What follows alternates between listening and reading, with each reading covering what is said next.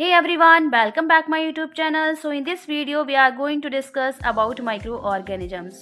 Microorganisms वो organisms होते हैं जो हमारी सराउंडिंग में प्रेजेंट होते हैं और इनको देखने के लिए हमें लेंसेज की ज़रूरत पड़ती है या फिर माइक्रोस्कोप की ज़रूरत पड़ती है, बिकॉज ये इतने स्मॉल होते हैं, इनको हम नेकेड आइज नहीं देख सकते. तो स्टार्ट करते हैं इंट्रोडक्शन. माइक्रोऑर्गेनिजम्स और microbes are tiny living organisms too small to be seen with naked eyes that require a microscope for observation. Microorganisms बहुत ही ज़्यादा स्मॉल होते हैं जिनको हम नेकेड आइज नहीं देख सकते. इनको देखने के लिए हमें माइक्रोस्कोप की ज़रूरत पड़ सकती है. इनको ऑब्जर्व करने के लिए माइक्रोस्कोप की ज़रूरत पड़ सकती है. तो डिस्कस करते हैं टाइप्स. कितने टाइप्स के होते हैं. प्रोकैरियोटिक बैक्टीरिया किस टाइप के होते हैं जिसमें हमें न्यूक्लियस नहीं सीन होगा.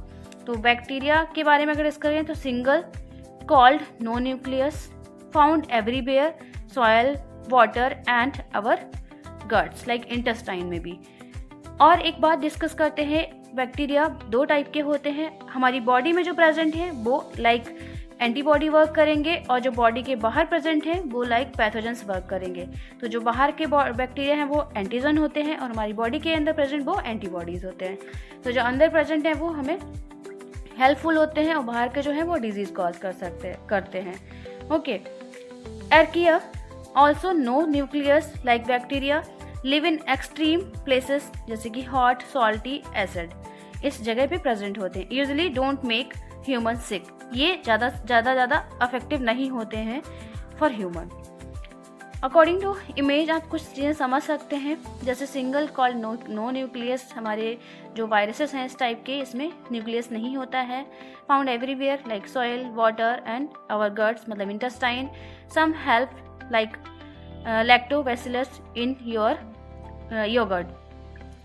ये कुछ हेल्पफुल होते हैं एंड कुछ ज़्यादा इफेक्टिव होते हैं जो हमें इन्फेक्शन कॉज कर सकते हैं. एर्किया वो बैक्टीरियाज होते हैं जो हमें कोई किसी भी टाइप का इन्फेक्शन कॉज नहीं करते हैं, लाइक कम हार्मफुल होते हैं फॉर ह्यूमन बॉडी.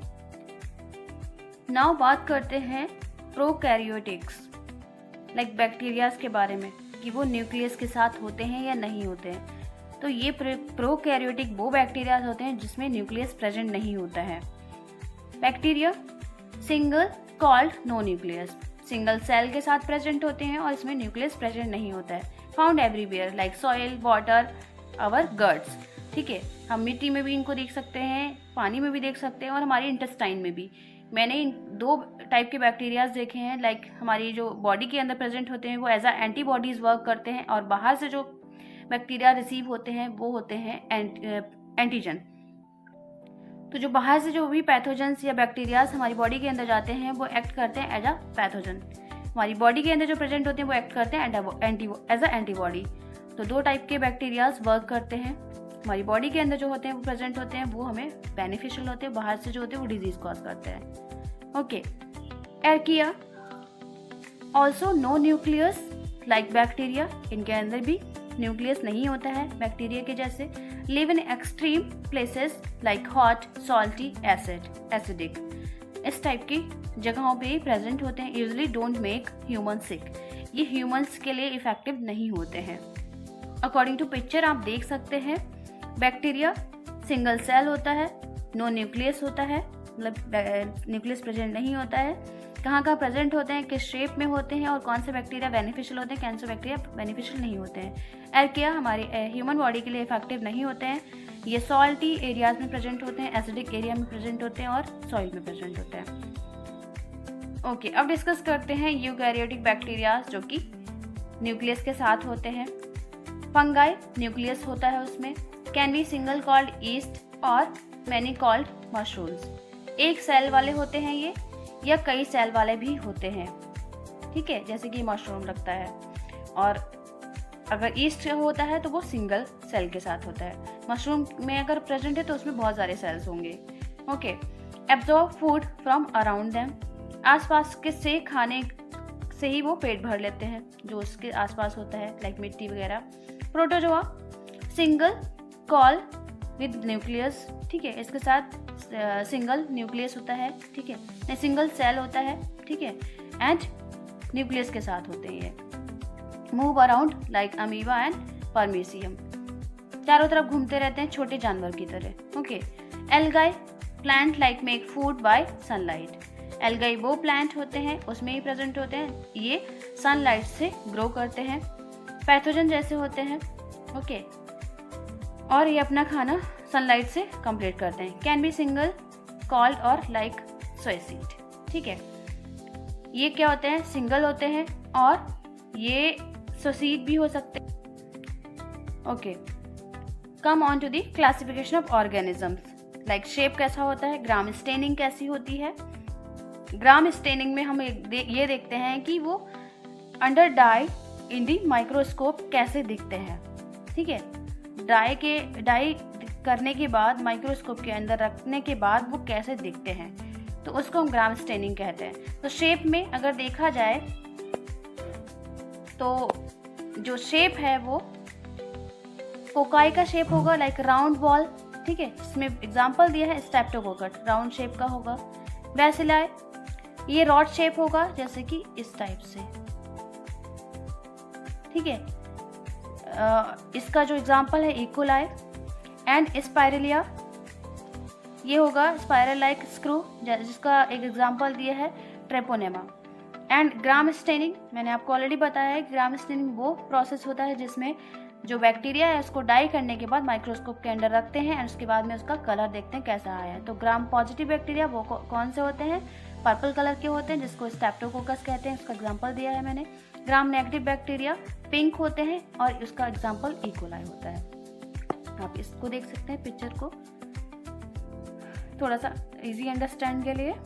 फिर आता है next, do they need oxygen. कौन कौन से बैक्टीरियाज को ऑक्सीजन की जरूरत होती है, जैसे कि aerobic bacterias need oxygen to life, जिंदा रहने के लिए उनको ऑक्सीजन चाहिए ही चाहिए। ओके। दूसरा है anaerobic bacterias can't live without oxygen, ये विदाउट ऑक्सीजन नहीं रह सकते, लाइक इन डीप बोन्स, ये बहुत ज़्यादा गहरी उसमें जख्म में रहते हैं। जो एरोबिक बैक्टीरियाज हैं ऑक्सीजन इनको चाहिए होती है जिंदा रहने, जिसे हमें ऑक्सीजन चाहिए। Anaerobic bacterias can't live with oxygen. ठीक है, ऑक्सीजन के साथ ये नहीं रह सकते हैं। मैंने थोड़ा गलत बोल दिया पहले, बट अभी ये ऑक्सीजन के साथ नहीं रह सकते हैं। इनका एग्जांपल है कहाँ प्रेजेंट होते हैं, ये डीप वुंड में प्रेजेंट होते हैं, लाइक कोई हमें गहरी जख्म लगी हो उसमें ही प्रेजेंट होते हैं या उसको ही कॉज करते हैं मोस्टली।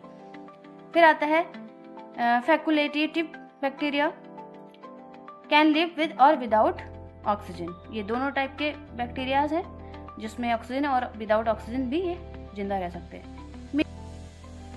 ओके, अब बात करते हैं मेजर ग्रुप्स के बारे में। मेजर ग्रुप्स में सबसे पहले आता है एक्टिनोबैक्टीरिया, जो कि टीबी को कॉज करता है, जिसका पॉजिटिव ऑर्गेनिज्म है माइक्रोबैक्टीरियम ट्यूबरक्लोसिस। फिर आता है फर्माइक्यूट्स, इसमें इंक्लूड होते हैं बैसिलस एंड क्लोस्ट्रीडियम। फिर आता है प्रोटियोबैक्टीरिया, ये इंक्लूड होता है इकोलाई में, और इसमें और भी बहुत सारे बैक्टीरिया इंक्लूड होते हैं।